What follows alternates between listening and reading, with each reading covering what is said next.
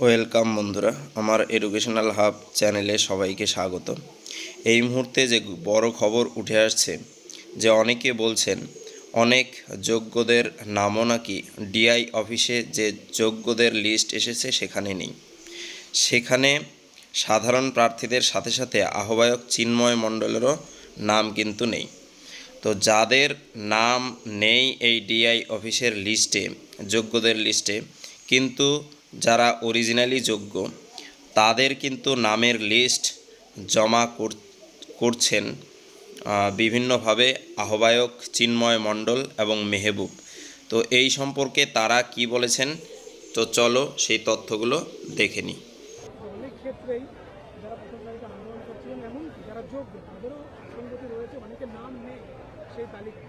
তাদের ব্যাপারে কি ভাবা হচ্ছে, তোমরা কি ভাবছো? হ্যাঁ, একটা জিনিস হয়েছে, অনেকে হয়তো ভাবছে যে তার মানে কি এদের নাম নেই, এরাও কি টেন্টেড। মানে যেমন চিন্ময়কে আমরা দেখি, হ্যাঁ, চিন্ময়ের নাম এটা আসলে কিছু গন্ডগোল হয়েছে। যেমন অনেকে ট্রান্সফার হয়েছিল, তাহলে কোন ডিআই থেকে তার নামটা যাবে এই নিয়ে একটা, হ্যাঁ প্রথম না সেকেন্ড, এই নিয়ে কিছু মিস হয়েছে, কিছু টেকনিক্যাল কারণেও মিস হয়েছে।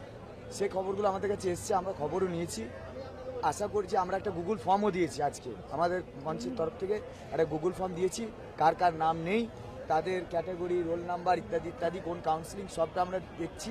তারপরে ওই অনুযায়ী আমরা বসবো যে তাদের নামগুলো কেন আসেনি বা কি, সেগুলো আমরা একটু ভেরিফাই করবো। তোমার স্পেসিফিক করা হয়নি, কি বলবো?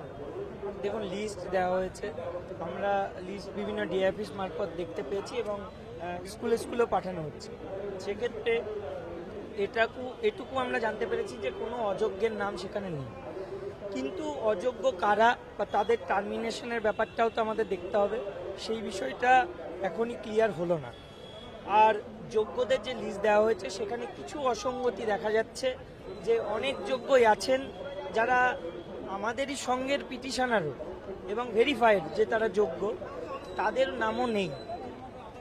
যদি ব্যক্তিগতভাবে বলি, আমার নামও নেই এই যোগ্য লিস্টে।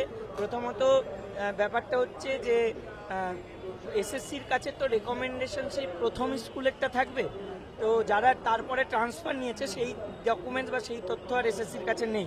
স্বভাবতই এসএসসি যে প্রথম স্কুল, সেই যে ডিআইয়ের আন্ডারে, তার কাছেই তাদের নামগুলো পাঠিয়েছে। তো আমার না প্রথম জয়েনিংয়ের স্কুলের কাছে নাম আছে, না লেটেস্ট এখন যে স্কুলে আছি সেই ডিআইয়ের কাছে নাম আছে। তো দুটো লিস্টের কোনোটাতেই নাম নেই। কি কারণ, কি ব্যাপার, সেটা আমরা একটা লিস্ট আকারে মানে লিখছি যে কার কার নাম নেই, কোন কোন টিচার, রোল নাম্বার সমেত, এবং এটা আমরা এসএসসি চেয়ারম্যানকে লিস্টটা পাঠাবো। কি এমন ঘটলো বা কি কারণ, এটা আমরা এখনো বুঝে উঠতে পারছি না।